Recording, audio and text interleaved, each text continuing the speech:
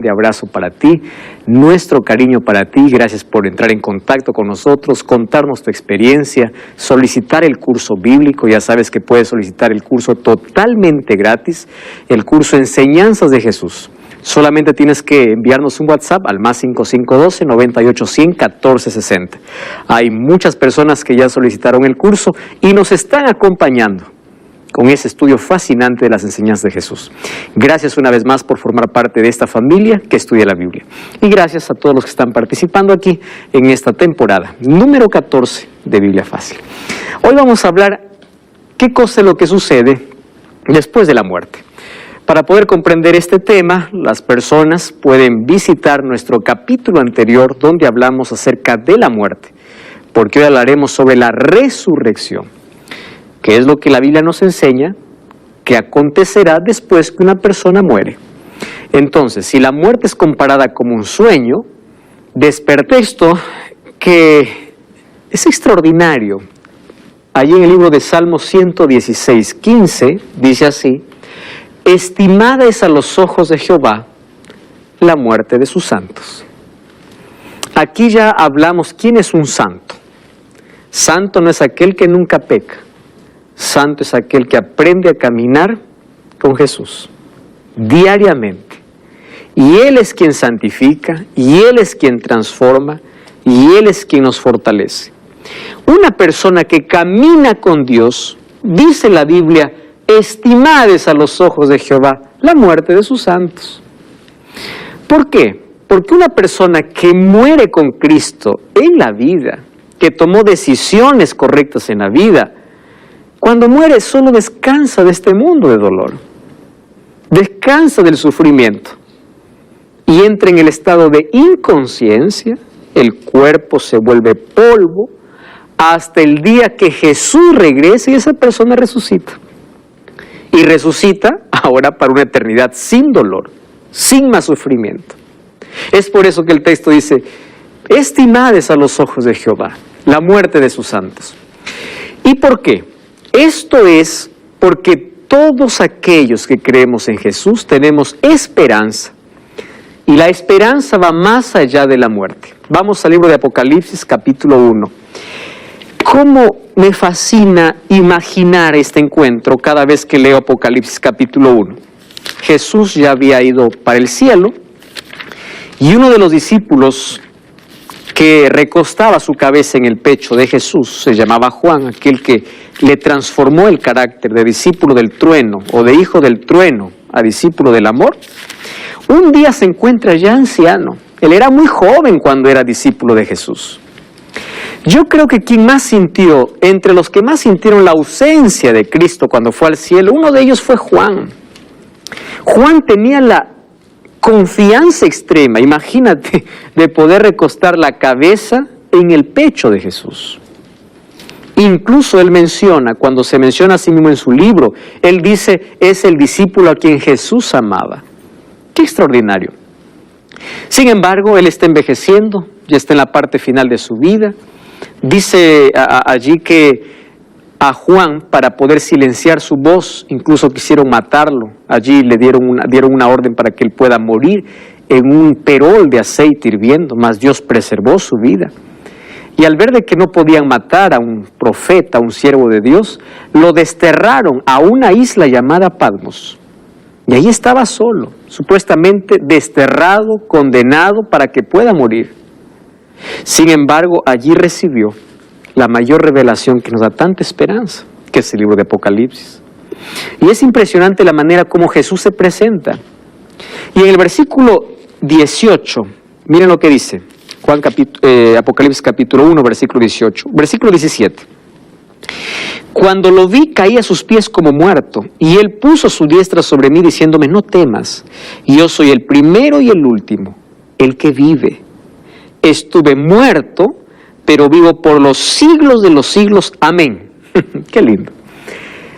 Estuve muerto, pero resucité. Y es por eso que allí dice, tengo las llaves de la muerte y del Hades. Presten atención acá. Llave en profecía significa autoridad. Llave. Quien tiene la llave tiene la autoridad. Y Jesús se presenta a Juan y le dice, no tengas miedo, Juan. Si tú tienes miedo a morir, le está diciendo, no temas a la muerte. Por dos razones. La primera razón es que yo vencí a la muerte. Un día estuve muerto y resucité. Y si yo vencí a la muerte, quiere decir que tengo, la segunda razón, autoridad sobre la muerte. Por eso dice, tengo las llaves de la muerte y del Hades. ¿Por qué dice de la muerte y del Hades? Hades es sepultura. Muerte es dejar de existir. Y Jesús dice, yo estuve muerto y viví, por eso tengo la autoridad, vencí la muerte. Y el apóstol Pablo en 1 Corintios 15, 14, miren la declaración tan fuerte que hace. 1 Corintios, capítulo 15, versículo 14. Es impresionante. Ahí el texto dice, si Cristo no resucitó de los muertos, entonces en vano es nuestra predicación y vana es nuestra fe. ¡Wow! El Evangelio no tendría sentido si Cristo no hubiese resucitado. Ustedes saben que hubieron varios fundadores de otras religiones que están en sus tumbas, pero la tumba de Cristo está vacía. Y Pablo dice, la razón de nuestra fe y nuestra predicación es que Cristo resucitó. Porque al resucitar quiere decir que Él tiene poder por sobre la muerte, que llega a ser la paga del pecado y nuestro peor enemigo. Si Él venció a nuestro peor enemigo, entonces en Él tenemos fe. Y por eso nuestra predicación está basada en esa esperanza. Por eso es que Satanás quiso impedir que Jesús resucite. Mandó una legión de soldados para impedir que Jesús resucite, pero en la hora adecuada descendió un ángel poderoso del cielo, removió la piedra y Cristo salió. Cristo resucitó. Al vencer a la muerte, Satanás sabía que había perdido para siempre la batalla. Ahora, miren qué interesante. En la Biblia, nosotros encontramos pocas resurrecciones. En el Antiguo Testamento encontramos la resurrección, uno con el milagro que hizo Elías, otro con un milagro que hizo Eliseo, y hay una tercera resurrección que es impresionante. Dice que cuando estaba el pueblo en guerra, llevaban a sepultar a alguien, y resulta que cuando estaban llegando a la sepultura, venía el pueblo enemigo, y al muerto, como estaba muerto, lo tiraron, y ellos escaparon por su vida. Solo que ese muerto, ese cuerpo inerte, al llegar allí a ese lugar donde le iban a enterrar, chocó, dice, con hueso de Eliseo y resucitó. Es un asunto impresionante. Está en el libro de Segunda de Reyes, capítulo 13, versículo 21. Resucitó. Es la tercera vez que se habla de una resurrección en el Antiguo Testamento. Y en el Nuevo Testamento encontramos 6 resurrecciones. Encontramos que Jesús resucita al hijo de la viuda de Naín. Encontramos que Jesús resucita a Lázaro. Encontramos que Jesús resucita a la hija de Jairo. Encontramos que Jesús resucita a un grupo de personas cuando Él resucita para llevarlos como primicia. Encontramos al apóstol Pablo resucitando a un muchacho que se cayó de una ventana llamado Eutico. Encontramos a Pedro resucitando a una mujer llamada Tabita. Todos los registros de resurrecciones, ¿correcto?, que encontramos allí en la Biblia. Ahora, es interesante que la resurrección entonces es una realidad y Jesús habló sobre la resurrección. Solo que, hablando del estado de todos los que murieron, estas ocasiones de las cuales mencioné son situaciones específicas donde hubo milagros y hubo resurrección. Pero hablando de la condición de todos, de la situación de todos los que murieron, Jesús habló de 2 tipos de resurrecciones. Juan 5:28 dice, no os maravilléis, vendrá la hora cuando todos los que están en los sepulcros. En el capítulo anterior dijimos, una persona que muere está en el sepulcro, no está en el purgatorio, no está en el infierno, no está, y de paso la palabra infierno significa sepultura. en la Biblia, ¿correcto? No está en el paraíso, dice, los que están en los sepulcros oirán su voz. Los que hicieron lo bueno saldrán a resurrección de vida, los que hicieron lo malo, resurrección de condenación. Cristo pagó el precio de nuestra redención y su victoria sobre la muerte asegura nuestra victoria. Por eso hasta podemos cantar y decir, si Él vive hoy, yo puedo creer en un futuro, en el mañana, ¿verdad? ¿Cuándo ocurrirá la primera resurrección y quiénes resucitarán? Solo vamos a recordar algunas cosas aquí. Por ejemplo, 1 Tesalonicenses 4:16 dice, el mismo Señor con voz de mando, con voz de arcángel y con trompeta de Dios, descenderá del cielo y los muertos en Cristo resucitarán primero. Este texto nosotros leímos ya en algunos programas anteriores que se refiere a la segunda venida de Jesús. Cuando Jesús venga entonces con todos sus ángeles, dice que habrá un sonido de trompeta y voz de mando. Y con trompeta de Dios, los muertos en Jesús resucitarán. ¿Qué significa morir en Cristo? Aquel que entregó su vida a Jesús y su vida descansa en las manos de Cristo. Él tendrá parte entonces en la primera resurrección. La primera resurrección entonces corresponde ¿a quién? A los que son salvos. Ellos resucitan en la primera resurrección que ocurre cuando Cristo regresa. Maribel. ¿Todas las personas que murieron van a resucitar en Cristo o solamente ellos nomás o todas las personas van a resucitar? Muy bien. Estamos hablando de dos resurrecciones. En la primera resurrección resucitan aquellos que murieron en Cristo. Y ahora vamos a ver qué sucede con las personas que murieron sin Cristo. Ellos van a formar parte de una segunda resurrección. En esta primera resurrección quiere decir que resucitan aquellos que son salvos. ¿Correcto? Ellos participan de esta primera resurrección. Miren, y esta es nuestra razón de existir en la vida. ¿De qué sirve, por ejemplo, tener tantos logros en la vida si finalmente nos vamos a perder?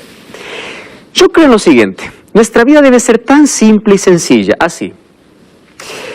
Nuestra mayor preocupación o nuestro mayor logro en la vida es tener a Cristo en la vida.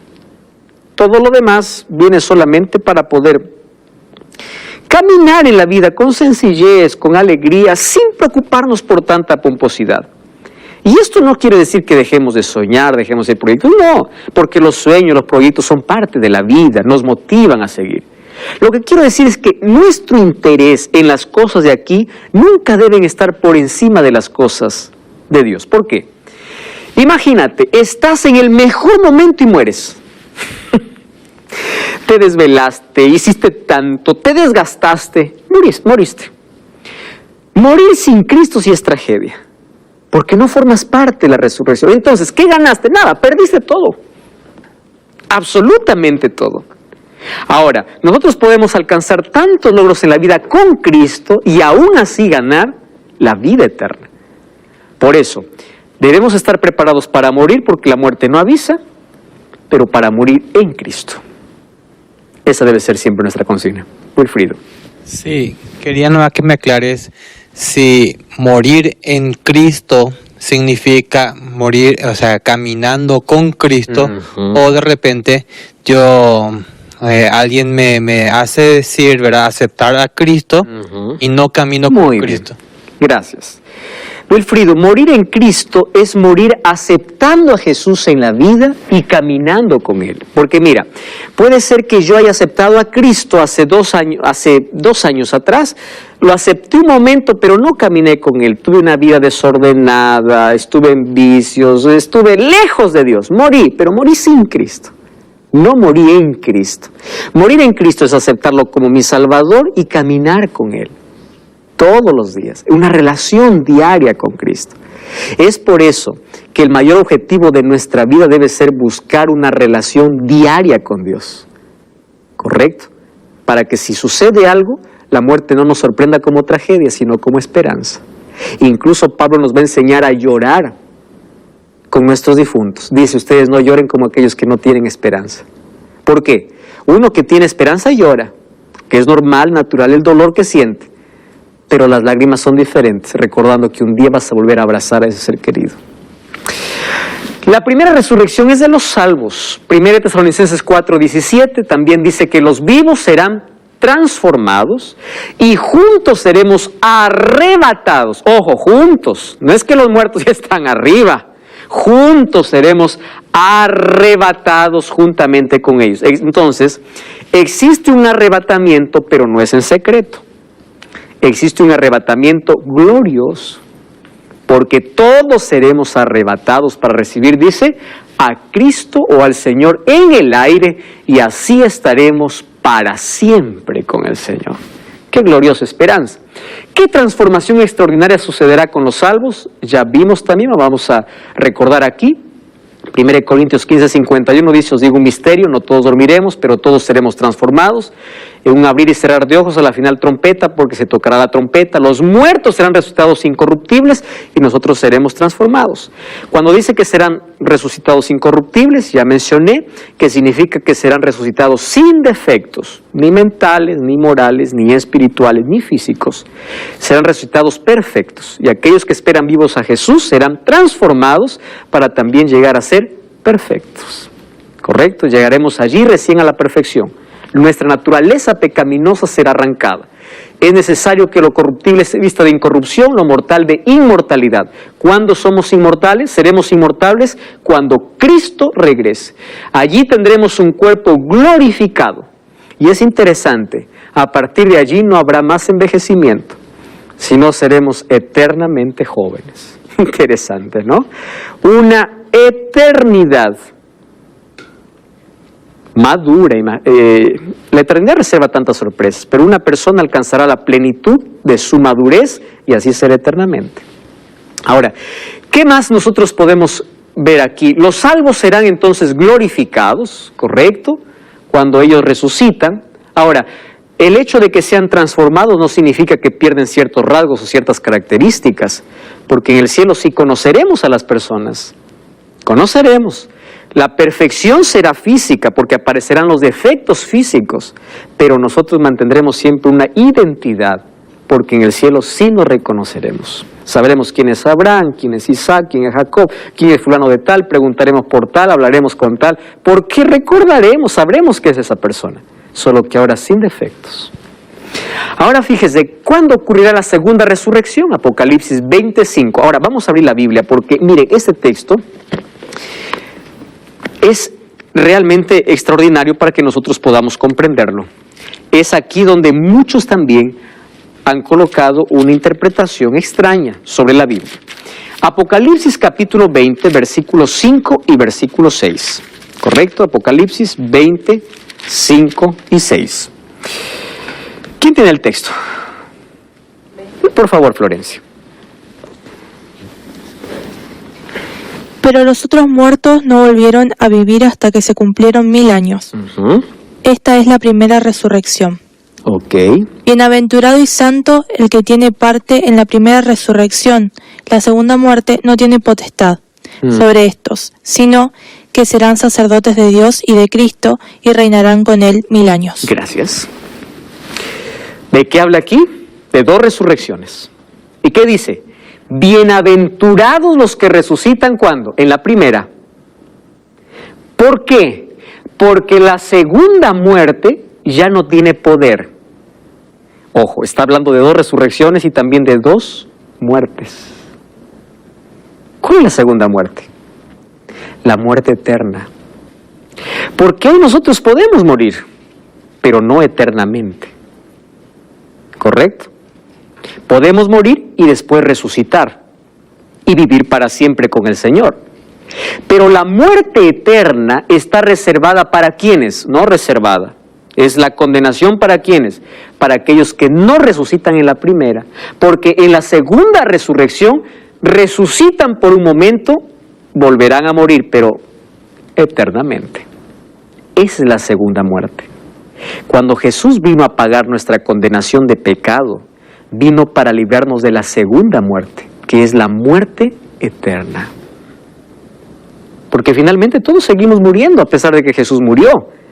Es que la primera muerte es una consecuencia natural del pecado, pero la segunda muerte es una elección. Uno decide. Ahora fíjense, dice que Hay un periodo de 1000 años entre la primera y la segunda resurrección. La segunda resurrección, entonces, ¿de quién es? De los perdidos. Cuando Jesús regresa, ocurre la primera resurrección. Mientras los santos van al cielo por 1000 años, eso en Apocalipsis lo vemos, es extraordinario ver ese tema. Y de paso te invito a ver Biblia Fácil, Apocalipsis, puedes encontrar con detalles sobre lo que harán los justos en esos 1000 años. Y después de los 1000 años, dice Apocalipsis 21, que desciende la santa ciudad y ocurre una segunda resurrección.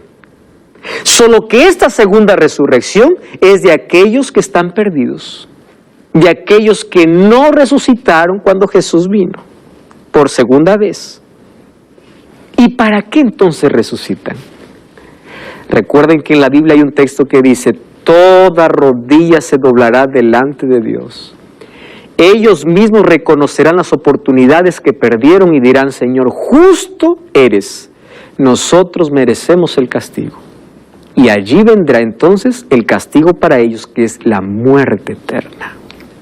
¿Correcto? Vamos a ver con más detalles. ¿Qué sucederá con los impíos que resucitaron? Wow. Nuevamente, vamos a Apocalipsis capítulo 20. Cada vez esto se pone más intrigante e interesante. Miren, Apocalipsis capítulo 20, versículo 7 al versículo 10. Apocalipsis 20, 7 al 10. Claudia, ¿tienes el texto? Toma el micrófono, por favor. Cuando los 1000 años se cumplan, Satanás será suelto de su prisión y saldrá a engañar a las naciones que están en los 4 ángulos de la tierra, a Gog y a Magog, a fin de reunirlos para la batalla, el número de los cuales es como la arena del mar. Wow. Sigue, versículo 9. Y subieron sobre la anchura de la tierra, y rodearon el campamento de los santos, y la ciudad amada, y de Dios descendió fuego del cielo y los consumió. Y el diablo que los engañaba fue lanzado en el lago de fuego y azufre, donde estaban la bestia y el falso profeta, y serán atormentados día y noche por los siglos de los siglos. Amigos, hoy sí nos colocamos en un texto que para muchos puede ser tan complicado.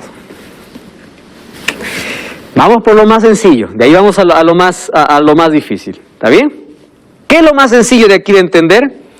Que después de los 1000 años, ¿quién es suelto? El diablo. ¿Significa que el diablo está encadenado? Recordemos que Apocalipsis es un libro simbólico, por ser profético. Y dice que, si encadenado significa que él no tiene poder para engañar. ¿Por qué? Porque aquellos que estaban vivos cuando Jesús vino y eran los impíos, murieron.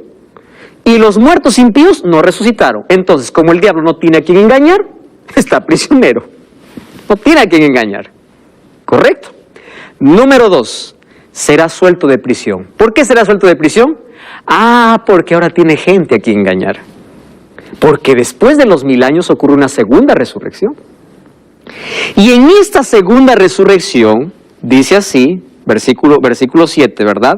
Saldrá para engañar a las naciones en los 4 ángulos de la tierra, Gog y Magog. ¿Qué significa Gog y Magog?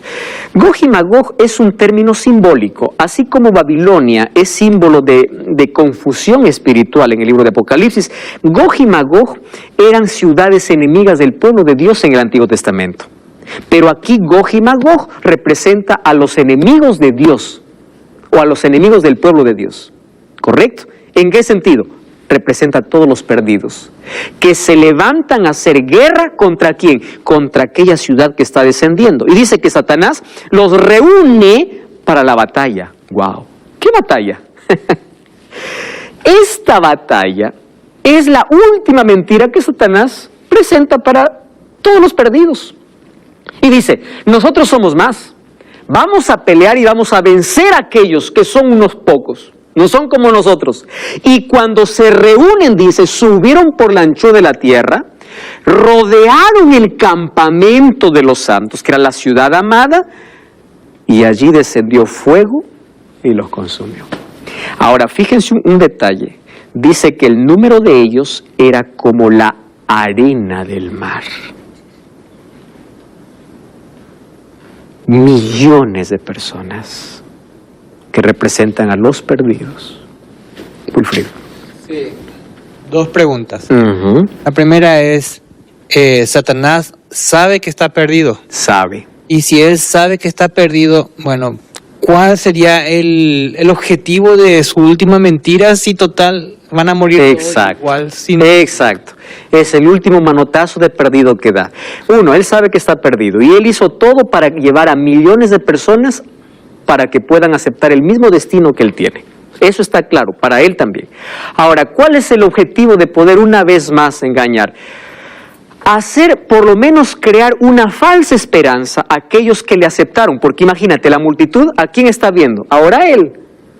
Entonces, ¿y ahora? Estamos perdidos. No, dice tranquilo. Su última mentira es una ilusión, como hoy. Todas sus mentiras son ilusiones falsas. ¿Para qué? Vamos a conquistar, pero él sabe que ahora llegó su hora. Esta solamente es una falsa ilusión para todos los perdidos, para decirle que realmente no están perdidos. Pero finalmente viene el castigo para ellos. No cambies el canal. Vamos a una breve pausa, ya regresamos. Esto es Biblia Fácil.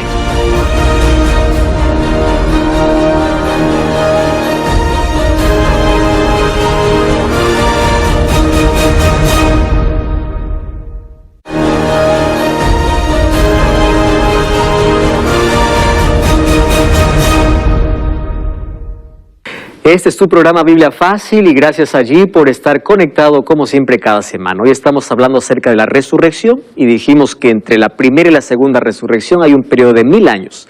En la primera resurrección resucitan los que van a ser salvos, los que son salvos, y en la segunda los que están perdidos. Satanás los reúne para poder conquistar la ciudad santa que desciende del cielo, pero es allí donde desciende fuego del cielo. Solo que allí tenemos otros detalles. Primer detalle es que el número de ellos es como la arena del mar. Imagínense, ahí está desde Caín, toda la humanidad que está perdida, pero también están los salvos desde Adán, ¿verdad? Ahora fíjense, descendió fuego del cielo y los consumió. El diablo, ojo aquí, que los engañaba, fue lanzado al lago de fuego y azufre donde está la bestia y el falso profeta, y serán atormentados día y noche por los siglos de los siglos. Esta es la palabra que para muchos causa terror y hacen ver que Dios es un Dios sádico.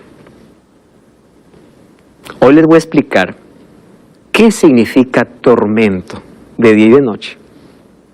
¿Correcto? Y es aquí donde algunos ya tienen la confusión. Primero, piensan que esto es el infierno. Y es más, piensan que a este infierno van cuando mueren. Ustedes escucharon personas decir, fue malo, estaré en el infierno, quemándose estará. Porque así dice la Biblia. Están tomando un texto descontextualizado. ¿Por qué? Fíjense aquí. En la Biblia, la palabra infierno aparece como 4 palabras. La palabra Sheol, que significa sepulcro, sepultura, infierno o abismo. Aparece 62 veces en el Antiguo Testamento. ¿Qué es infierno? Lugar donde van los muertos. ¿Correcto? En el concepto bíblico. Número 2. Hades, lugar de muertos, está en el Nuevo Testamento, es la palabra griega. También hay otra palabra, Gehenna. Gehenna viene del Valle de Hinón. El Valle de Hinón estaba fuera de Jerusalén. Era un lugar, un basural. Allí botaban la basura todos los días, incluso dice que había muertos, de aquellos que ya sus familiares no les daba importancia, los cuerpos eran colocados en el basural. Y como era un basural, había fuego día y noche. De ahí viene la palabra Gehenna. Incluso de allí es traducida en algunas versiones como infierno, tomando aquella imagen. ¿Correcto? Y viene la palabra tártaros, que significa oscuro, abismo de prisión, en 2 Pedro 2:4, que representa ángeles que están en tinieblas morales. Ojo, infierno, entonces, en la Biblia, no es un lugar de tormento. ¿Qué cosa es infierno? Sepultura. ¿Correcto? Ahora, número 2. ¿Existirá un lago de fuego? Sí, pero no ahora. ¿Cuándo será? En el futuro. Y ese lago de fuego está reservado ¿para quién? Para los impíos. Pero aquí viene el otro concepto. Los impíos van a estar sufriendo eternamente? Muy buena pregunta. Y allí viene la teología del miedo. Yo sirvo a Dios porque no quiero estar en el infierno. ¿Qué es infierno? Sepultura. Correcto. Entonces no quiero estar en el lago de fuego. ¿Por qué? Porque ahí uno va a estar eternamente sufriendo. Eso es lo que dice la Biblia. Vamos a ver. Acompáñenme entonces. Apocalipsis es escrito en un lenguaje simbólico. ¿Están de acuerdo conmigo? Simbólico. Préstenme atención aquí a los detalles que voy a decir. ¿Qué tipo de Dios es este que yo les voy a mostrar ahora? ¿Cuál es el carácter de Dios? Dios es amor. ¿Estamos de acuerdo?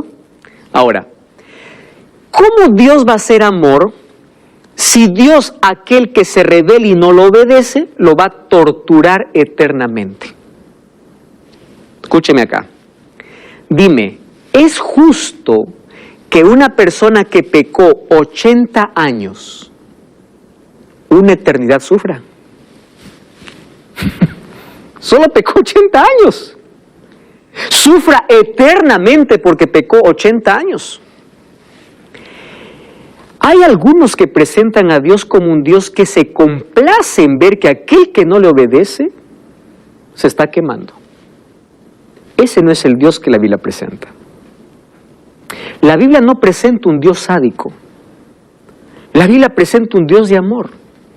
Pastor, pero la Biblia dice que será en el fuego y será atormentado día y noche. Muy bien, vamos a descifrar esto, pero vamos por partes.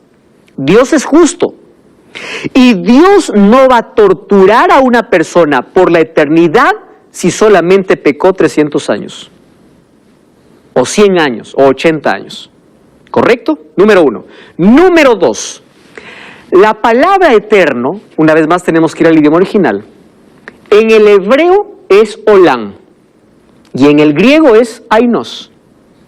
No se olviden de estas dos palabras. ¿Qué significa eterno en la Biblia? Abran su Biblia, por favor. Primera de Crónicas, capítulo 28, versículo 4. Primera de Crónicas, ¿está bien? Capítulo 28, versículo 4. Vamos allí, Primera de Crónicas, 28, 4. Y después vamos a leer 29, 27. ¿Estamos juntos? Dice así, miren acá lo que dice la Biblia.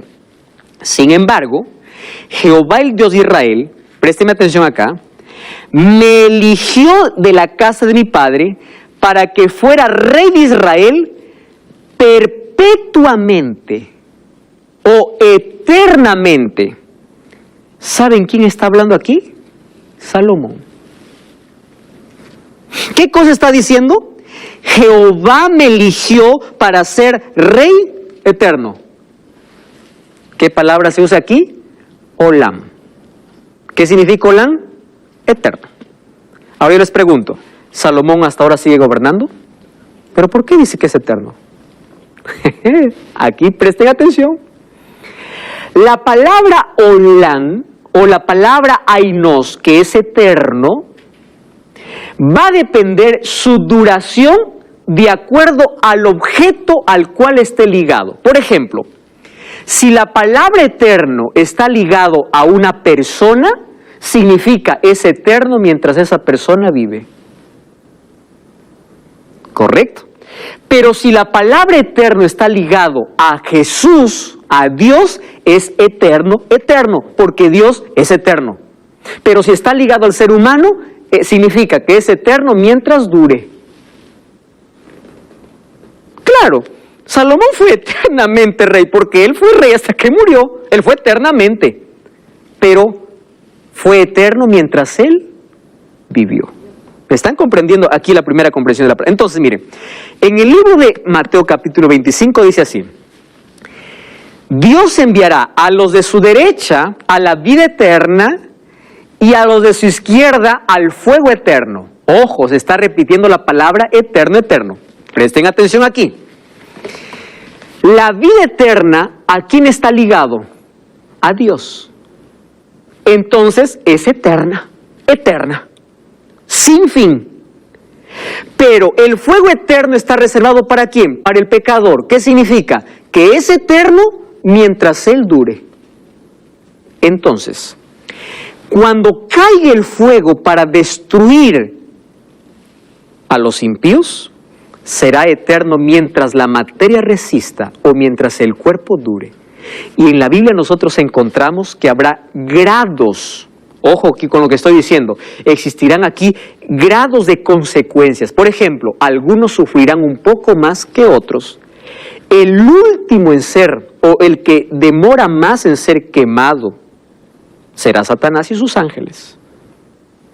Pero los seres humanos serán castigados de acuerdo a su rebelión, a su rebeldía. Mientras el cuerpo dure, algunos serán difuminados rápidamente. Eterno. ¿Eterno en qué? Eterno en consecuencias. ¿Me entienden aquí? La palabra eterno significa acabó con el cuerpo y el fuego hizo una eternidad de aquella consecuencia. Algunos pueden decir, no, pastor, eso yo no lo creo. Vamos a otro texto. ¿Puede ser? Vamos a Judas. Judas está un libro antes de la Biblia. No es el Judas Iscariote, por si acaso, es otro Judas. Un libro antes de Apocalipsis, perdón, le dije creo de la Biblia. Antes de Apocalipsis está Judas. Capítulo 1, versículo 7. Sodoma y Gomorra y las ciudades vecinas, las cuales de la misma manera que aquellos habiendo fornicado e ido en pos de vicios contra la naturaleza, fueron puestas por ejemplo, sufriendo, ¿qué cosa dice? El castigo, ¿qué castigo dice? Eterno. Ahora les hago una pregunta. Sodoma y Gomorra hasta ahora sigue ardiendo. ¿Pero por qué dice eterno? Eterno mientras duró la materia. ¿Comprenden qué cosa es eterno? Entonces, ¿existe fuego para los impíos? Sí. De esa manera será destruida y la tierra será purificada con fuego. Lago de fuego existe, pero no un tormento eterno, por otra razón. Présteme atención. Para que una persona pueda ser atormentada eternamente, tiene que vivir eternamente. ¿Están de acuerdo conmigo, sí o no? ¿Quién puede ser atormentado eternamente si está muerto? No. Para ser atormentado eternamente hay que vivir eternamente. Y la Biblia dice que los pecadores no tienen vida eterna. Los únicos que tienen vida eterna, ¿quiénes son? Los que aceptan a Cristo. Entonces, si la vida eterna es solamente para los que están en Cristo, significa que los pecadores no tienen vida eterna, entonces no pueden ser atormentados eternamente. Porque para ser atormentado eternamente habría que vivir eternamente. ¿Sí o no? Juan 3:16, ¿qué cosa dice? Porque de tal manera amó Dios al mundo, que dio a su Hijo unigénito, para que todo aquel que en él cree no se pierda, mas tenga vida eterna. Y aquel que no acepta a Jesús, no tiene vida eterna. Y si no tiene vida eterna, ¿cómo va a ser atormentado eternamente? Por eso la doctrina del miedo, que es la doctrina del infierno eterno, de que una persona cuando muere va al fuego, va a sufrir por toda la eternidad, desvirtúa el carácter de Dios. Miren, vamos a Mateo 11, les voy a dar otra razón. Me encanta esto, Mateo capítulo 11, versículo 21, dice así: ay de ti Corazín, ay de ti Betsaida, si en Tiro y en Sidón se hubieran hecho los milagros que han sido hechos en vosotros, hace tiempo que se hubiesen vestido de ceniza y se hubiesen arrepentido. Pero os digo que, miren lo que dice, en el día del juicio será más tolerable el castigo para Tiro y Sidón que para vosotras. ¿De qué está hablando? De que algunos sufrirán más que otros. Pero nadie sufrirá eternamente. Cuando habla de fuego eterno o de tormento eterno, está hablando de eterno en consecuencias. Es eterno mientras dure, porque recuerden las dos palabras, olán y ainos. ¿Qué significa? Si esa palabra está ligada a algo que perece, es eterno mientras dura. Pero si esa palabra está ligada a Dios, es eterno sin fin. ¿Se entendió aquí? ¿Sí? Muy bien. Entonces los malos sí serán castigados. La tierra sí será purificada con fuego. Pero los malos serán castigados de acuerdo al grado, o las consecuencias vendrán de acuerdo a su desobediencia. Además, nosotros no creemos en un tormento eterno. ¿Por qué? Porque para que una persona sea atormentada eternamente significa que tiene que vivir eternamente. Y la Biblia dice en 1 Juan 5:12 que solamente tiene vida eterna aquel que tiene a Cristo. Si ellos están perdidos porque no tienen a Cristo, significa que no pueden vivir eternamente. Y si no pueden vivir eternamente, entonces ¿cómo van a ser atormentados eternamente? Y hay muchos que van a la iglesia solo por miedo. Dios quiere una entrega por amor, no por miedo. Sabemos cuál es la consecuencia final. Ahora, yo puedo mostrarles aquí otros textos. Por ejemplo, miren, vamos al libro, de Isaías, ¿correcto? Capítulo 34, versículo 10. Isaías, Antiguo Testamento, capítulo 34, versículo 10. Miren, otro texto. Dice así: no se apagará de noche y de día, sino que por siempre subirá su humo. ¿Saben de quién está hablando? Del castigo para Edom. Es decir, serán atormentados para siempre. Eso está diciendo. Pero les pregunto, ¿hasta ahora sigue ardiendo esa ciudad? No. ¿Eterno en qué? En consecuencias. Eterno mientras la materia duró. La Biblia es clara cuando habla sobre este aspecto. ¿Correcto? ¿Está claro para nosotros el asunto de fuego, del lago eterno, de tormento eterno? ¿De infierno también? Muy bien. Entonces, si eso está claro, entonces podemos ahora continuar. ¿De dónde vino la doctrina del tormento eterno? No es bíblica. ¿Saben cuándo apareció? En la Edad Media. ¿Saben por qué apareció esa doctrina? Como tipo de presión psicológica para conseguir indulgencias, obediencia y apoyo para la Inquisición. Recuerden eso, que antes se vendían indulgencias, es decir, se vendía el perdón. Y le decía, si tú no pagas una indulgencia, vas a parar en el fuego eterno y vas a estar ardiendo para siempre. Y la gente por miedo tenía que pagar una indulgencia. Queridos, ¿qué sucederá con este planeta después de la destrucción de los impíos? Apocalipsis 21 dice, vi un cielo nuevo y una tierra nueva, el primer cielo y la primera tierra pasaron, y el mar ya no existe. Yo, Juan, vi la santa ciudad, la nueva Jerusalén, descender del cielo, dispuesta como una esposa ataviada para su marido. Queridos, la tierra será transformada para siempre. El mal no se levantará por segunda vez. ¿Saben por qué no se levantará por segunda vez? Porque ya hubo un antecedente y ya se sabe cuáles fueron las consecuencias. Nunca más se levantará el mal. Oí una voz del cielo que decía, el tabernáculo de Dios con los hombres, morará con ellos, ellos serán su pueblo, Dios mismo será su Dios, enjugará Dios toda lágrima, todo aquello que nos causa sufrimiento habrá pasado para siempre. Un día tendremos victoria sobre la muerte, un día las lágrimas se terminarán y se terminarán para siempre. Esta es la tumba